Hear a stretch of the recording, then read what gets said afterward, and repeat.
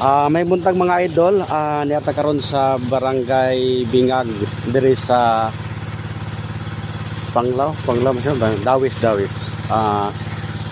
Atong giservisan karon mo ni ang commercial building. Tapan ni siya sa Baiso. Niya ang nagkandak ta diri og soil positioning.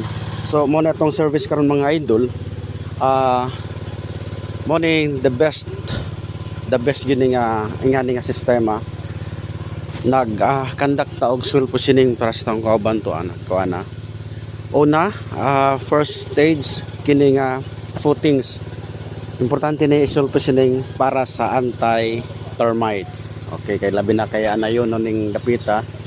Ana silingan dapit mga idol kama sa fence kana grabe anay na mo nang giprotektahan ang maong building para dili damage ang naa sa sulod. Sa mga pilosopo no, unsa pa kunoy anayon ana nga puro man concrete ay tama po. Dili gyud mo kaon ang anay sa concrete. Kung dili mo agi sa concrete, especially mga idol dito sa hollow blocks na may tawag bitawg hollow kay adto na mo agi ang anay. So mo manay buta ang hollow blocks butangan og tawagan ni mortar tong concrete bitaw mga idol, pero mo agi ang anay tungod kay ang anay elastic.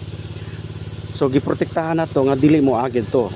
Mo ning ngani nga sistema, footings sunod ani sukalo wherein inig before ay kuan ang tawan in hollow blocks.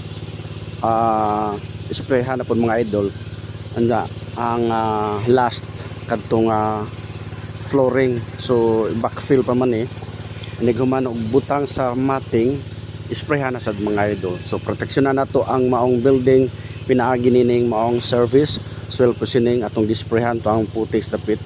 So tanang putis ato aning giuna dayon sunod sukalo paghuman mao to ang tawagan ni flooring before kung subon before ikuan magbuhos no, before mag flooring or nakalatag na ang mating mga idol diha na punta mag spray.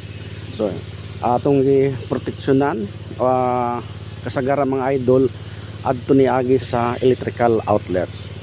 Bisan paon sa kataas nga building pila naka floor mga idol musulod gyapon anay nga naman ang anay mga idol elastic but pasabot mo sa guma mainat magamay bisag unsa kagamay nga cracks or mga holes adto ginam siya mo agi.